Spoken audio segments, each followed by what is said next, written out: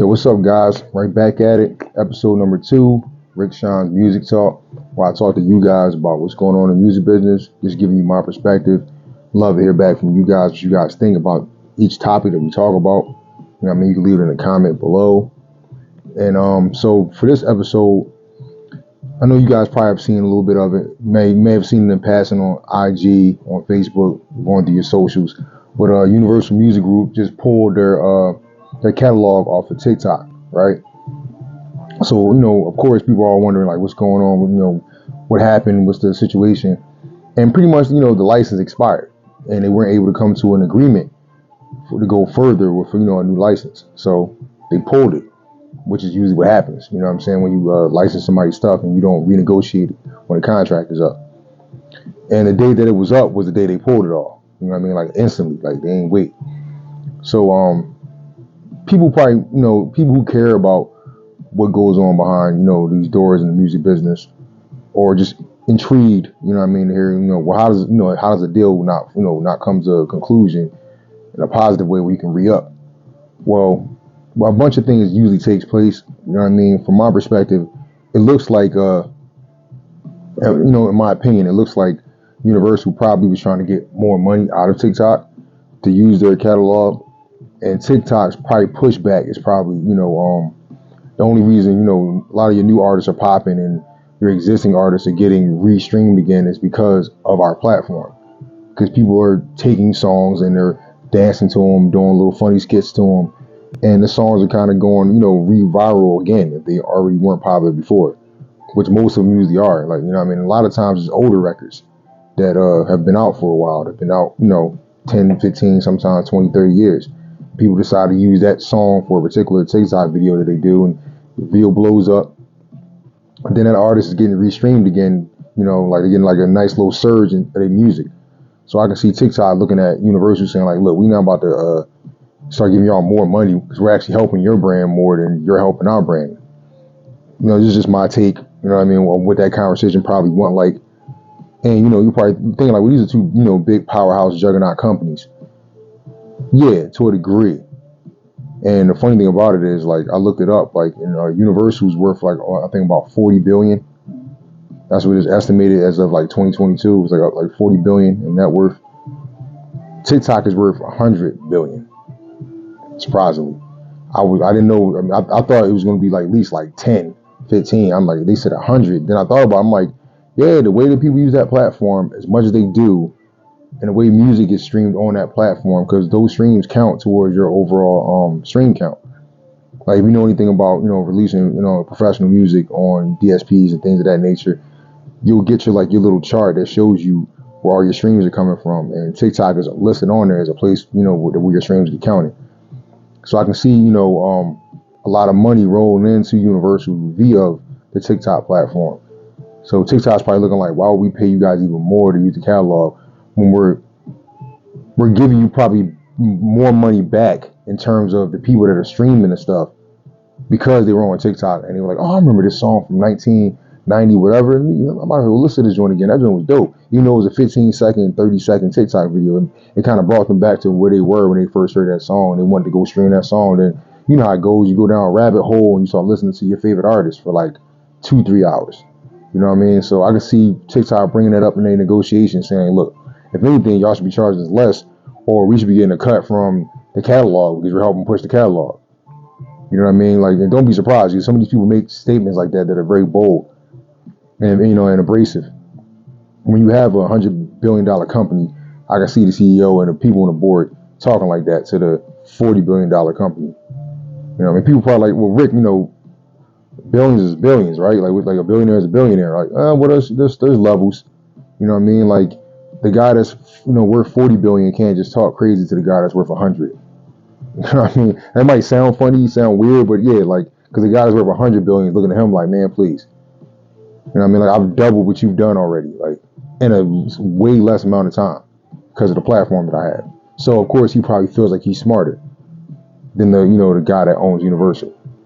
So the egos start bumping heads, and negotiations just don't happen. So what does that mean when they say that they pull the catalogs, right? So if you're somebody who uses TikTok a lot, I don't use it that much. But if you use it a lot, you know what I mean? Like, you're gonna notice that you're not gonna be able to listen to Taylor Swift stuff on there, Will Smith, Drake, Lil Wayne, BTS, just to name a few. You know what I mean? It's like, you know, there's a lot of big wigs over there that were part of that label at some point. So their music is not gonna get played. You're not gonna be able to find it on there to use it for a reel. You know what I mean? Which I don't think necessarily is gonna hurt TikTok as much as it might hurt Universal, actually. Because, yeah, of course, you know, Universal has his music on Instagram, has his music on Facebook, has his music on, you know, on X, aka Twitter, all these other places that you can kind of, like, you know, put the music on there. They probably think, like, well, we don't need TikTok, whatever. We'll see how the numbers look now that you don't have TikTok helping you push your artists. Because that was how people were trying to break their artists. At a certain point, they were trying to use TikTok to blow you up. You know what I mean? They were trying to take your song and have it go viral with somebody dancing with a sketch. Like, you know, this is just speculation, things that I've heard, and I can't necessarily confirm, but I've heard that even labels went as far as to hire female influencers who have a certain look and pay them X amount of dollars to dance to a new song that they're trying to break, just so that song gets some traction. Now, I don't know how true that is. I'm not saying that it's factual, but it's not far-fetched. You know what I mean? Some of these influencers that are not even like really famous people, they're just like Instagram famous, they have 100 million followers. Well, no, I'm sorry, not 100 million followers. They have like 1 million followers. They have like 5 million followers. They have like, you know, they're like in a six-figure range in terms of the people that follow them. And they all they do is take like pretty pictures. You know what I mean? And or they dance, they twerk or whatever. So I can see the label calling them and, you know, kind of get in contact with them and asking them, hey, you know, for X amount of dollars, we want you to play this song when you do your next, like, you know, TikTok twerk dance or your next TikTok, whatever you do, because we see that you have traction on your actual page to help us, you know, push this record. And the funny thing about it is, I'm like, that's literally making the marketing department non-existent in a record label. Because I saw, even before this situation with TikTok, I saw another situation where they said that Universal was laying off all the recording department that they label, meaning like the people that are in charge of the budget, studio time, whatever in-house engineer they had, whatever in-house producer they probably had, whatever, like everybody that handles dealing with the actual studio sessions and the recording of the music, they just kind of laid off that whole department. Which is not surprising because everybody pretty much does everything at home now anyway. You can pretty much build your own home studio in your house. And because of the technology, your music can be pro level sounding if you know what you're doing. You know what I'm saying? And even if you don't completely know what you're doing, some of these plugins now have presets where you can take the preset and use the preset to make it sound how that particular person made it sound. I know like Waves Audio has like a whole bunch of plugins, and then when you buy a plugin, they have presets that were designed by professional mix engineers who have done work with Prince, Rolling Stones, you know what I mean, like Paul McCartney, who's the who's who of music. And Waves had them come in and do their version of how they mix certain things, and then they took that preset and they put it into the actual plugin, so you can actually, now your mix can sound like such as mix. You know what I mean? Like, for instance, like Chris Lord Alge, who's a master at engineering. He has a whole bunch of plugins that he designed himself, and he has his own presets programmed into the plugins. You know what I mean? So you can actually mix like him, or you can use his template, and then you can start grafting from there and doing your own thing once you have him as a starting point. So yeah, when you have things like these at your disposal, I can see them firing a whole department over at Universal. And I like, we don't really need y'all no more. Like, we ain't about to pay y'all to do something that somebody did themselves. But now artists are just coming in with the art, with the record finished, the whole album's like, here, you know what I mean, done, mixed, mastered, everything's finished. Like, they just need them to start throwing that money around to different places to get it moving. And yeah, so I thought that was pretty interesting. Like, when I saw that situation with TikTok and the situation with them laying people off, I'm pretty sure that's going to happen a lot now going forward. And I also want to touch on in this episode, you know, people are complaining about oversaturation, right? Like, because there's so much music getting made. There's like 100,000. They said something like 100,000 songs a day get uploaded. You know what I mean? That's a lot of music because so many people are making music because, once again, it's so easy and accessible to do your own records at home and everything like that, right? So people are like, how do you cut through? How are you going to really get yourself heard?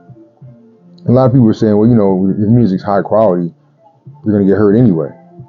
To a degree, yeah, but not maybe to the level that you want to get heard, because music has been devalued so much, because it's so much of an abundance of it. People don't really like want to comb through all this stuff to find the good stuff. You know, I mean, people are lazy. Let's be honest, man. Like, ain't nobody about to try to comb through 20,000 songs to see if your song that's actually a hot song is a hot song. Who knows how long it's going to take them to find that record? You know what I mean? And then, so the question is, like, you know, how do you market yourself? How do you market your product so it can get above everything else? And that's, to me, that's the new challenge. At least for me, that's the new challenge. Like, because it's like, there's so many companies out here that, oh man, we can help you get your streams up. We can help you get your plays up and get you on these playlists and it'd be like bots. And if you guys heard anything about what Spotify was saying in the fourth quarter last year, I'm pretty sure Apple's kind of echoing the same situation title. Like, they got a whole new department designed, which I really believe is just another bot. I don't think it's a person actually going through everybody's account to see if they have real streams. But they have a whole department designed now to catch the fake streams, quote unquote, and to deactivate the people that are doing that. Just take your music offline completely. Take your profile offline completely, because they're not about to pay you for fake streams. Because now they have this paywall that I talked about before. They have this paywall, like, where, you know, you're not getting paid until you get past that thousand threshold of streams. And I think the funny thing about it is, low key, like, and this is coming from like a creative perspective, you know what I mean, to my fellow creators out there, my fellow producers and fellow musicians. If you're worried about oversaturation, if you're worried about so many people doing this and you're just trying to comb your way through everybody and everything, just wait. Keep doing your thing. Stay steadfast. Because what's going to happen is, because record labels are not signing people unless you go viral. That's been like a proven fact at this point. Like, this isn't just an opinion, me saying this. Like, I've heard Nicki Minaj say it. I've heard Ray Daniels say it. I've heard Joe Budden say it. I've heard like Lenny S said in the interview. If you're not going viral, they're not even touching you with a 10-foot pole, unless you know somebody that's on the other side of that door that can get you in there. But even that person, they can get you in the door, but they're not going to make you a priority at the label. You'll get signed, but you won't move to the front of the line, because the person that's in front of you is the person that went viral, because they already have data that shows, oh, people like this song. They like this record. They're really engaged with this artist. Let's push them. Let's see if we can get something out of this situation financially. You know what I mean? So that's pretty much where they are right now, right? So my thing is, with the oversaturation, it's going to come to a halt just because of the technology and the different things that they're doing. One, the paywall, because it costs money to put the records out. Especially because 9 times out of 10, right, majority of people that are putting out music are not as well versed.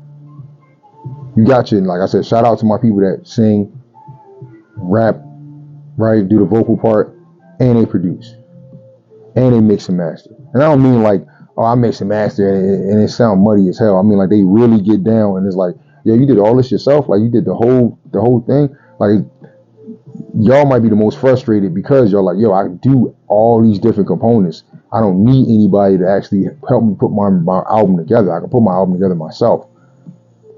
Just wait. Because the other 90% of people that are putting out music, they don't do the other two factions, right? They don't probably produce and they don't engineer. You know what I mean? Or maybe they do produce. You know what I mean? They don't engineer. If you can't engineer, it doesn't matter how good you produce, because it's not going to sound right. You know what I mean? When you lay your vocals down over your produced record, it's not going to sound right because you didn't mix it right or master it right. So you're going to have to still pay people to do these different things. And those people are going to start dwindling just because they're not going to make any money.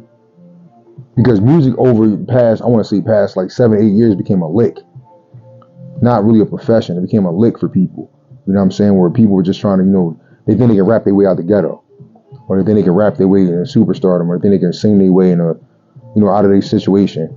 without understanding what the business is, understanding what the process is, understanding, you know what I mean, what music really means, like to the human experience. And those people that are making the microwave records, the microwave whatever you want to call it, they're going to disappear.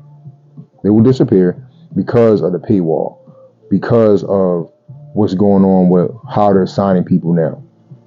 Nobody cares about how talented you are. You have to be viral at this point for them to want to sign you.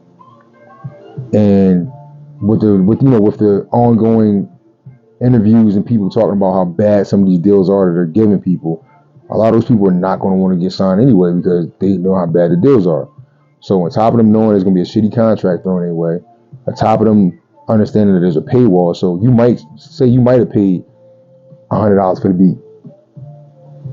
You might have to pay the engineer $80 to record you, right? Then you might have to pay him another $40 to master you. You know what I'm saying? You do the math in your head, blah, blah, blah, blah. You spend X amount of dollars, then you got to pay to put the record in stores, right? Through your DSP. Or you're paying your monthly subscription, whatever it is, for your DSP, so you just got to upload it and it goes right to the stores. If you're not getting 1,000+ streams, you're not making no money. You're still in the red from that record.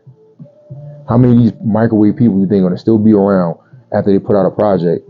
They're still in the red. They put out another project. They're still in the red. And they're spending money every single time to put these projects together, and they're still in the red because they haven't cut through the threshold. Eventually, they're going to fall back because it was just a hustle for them anyway. So right now, you're looking at, like I said, 100,000 people releasing records a day. I think about like 5 years, it might dwindle a little bit. I don't know about how much, but I don't think it's going to be 100,000. There's not going to be 6-figure songs getting uploaded every day. Because I don't think there's that many dedicated people in music, to be honest. And then 9 times out of 10, where the game is shifting now is a lot of people, because they understand the stream is really effed up the way they're trying to pay you per stream. People are just putting the projects out on their own .coms and just saying, hey, buy it straight from me. I'm not even streaming it no more. Just buy it straight from me, which is a great outlet when you have the audience. You know what I mean? So the question is, are those people going to create a .com that they have to maintain every year because you got to pay an annual fee for your .com to be in existence? You also have to pay whoever the outlet is that you're using to put your album up for sale, right? Then you got to still pay your taxes at the end of the year. You know, your 1099s, and show proof of purchase of your products, and then you got to give Uncle Sam his cut.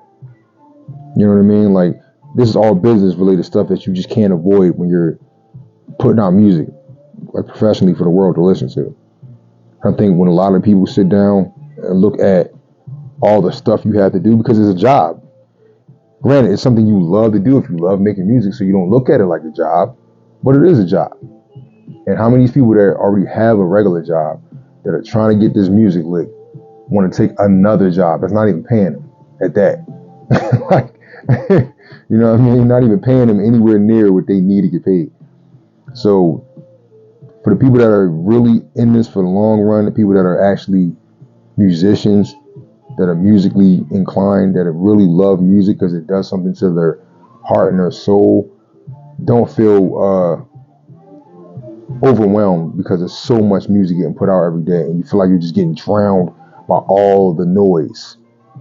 Because through time and through patience and through perseverance, I believe you can rise above all of this other like saturated stuff that's out there. Because for one, you're not making it just to get a check anyway.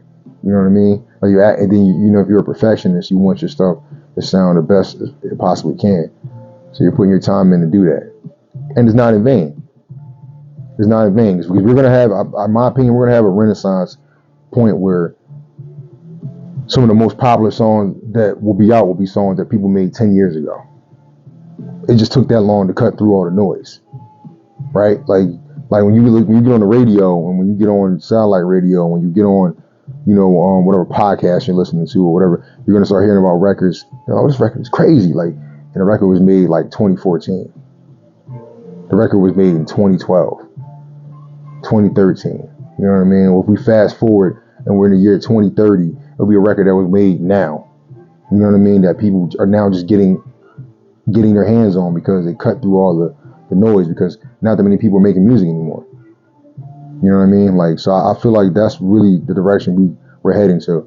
And like I echoed in the first episode, you know what I mean? Like, eventually, I think Universal and Warner and all these different companies are going to figure out how to do this stuff themselves as far as making their own streaming. I think Universal might actually be in the process of doing so. You know what I mean? For all we know, that like them pulling that stuff off of TikTok was just phase one.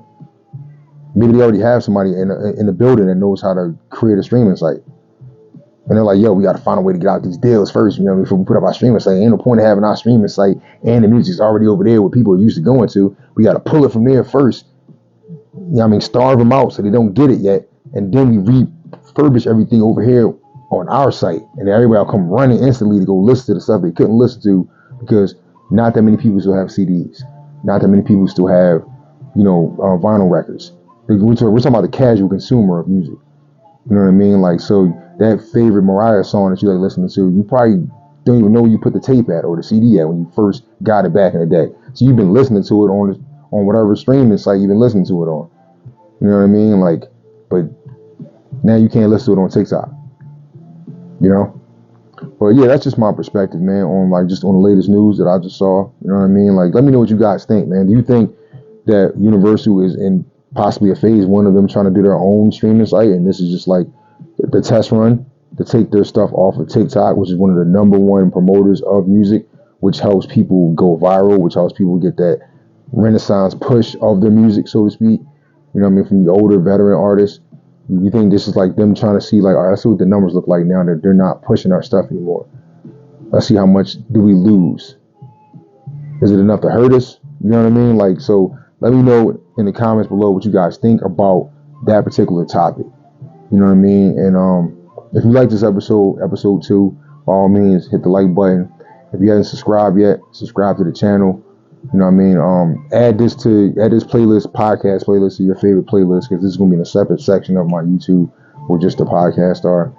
And yeah, man, like, I'm having fun doing this, man. Like, even though it's just me, you know what I'm saying? I think it's cool to make it more intimate, where it's me talking directly to the person that's watching, instead of like a whole bunch of people, a whole lot of stuff going on. I kind of feel like you feel like I'm giving you like attention, and I'm giving you the one-on-one conversation. You know what I mean? But you need to comment below to let me know what you feel, and I'll try my best to get back to you and hear what you had to say about it, man. But I appreciate you guys always checking in, always showing love. You know what I mean? To my other producers and engineers and creators out there, like I said, man, don't feel overwhelmed from the oversaturation, because it's coming to a halt. You know what I mean? It's only so long people can try to hustle something before the well dries up, and they just move on to the next thing. You know, this thing that's our thing is going to stay our thing. You know what I mean? People going to come over here and try to, sit at the table and play around or whatever, but they don't ever stay. You know what I mean? They just momentarily, just trying to get attention. And then once they done, they go wherever they go. And we still here at this table doing what we always do, carrying this genre, this thing we call music, on and on. You know what I mean? Trying to pass it to the next generation of people that really care about this music thing. So appreciate you guys for watching. Tune in for the next episode when I figure out what we're going to be talking about. You know what I mean? But thanks a lot, guys. Y'all stay blessed. Be safe out there.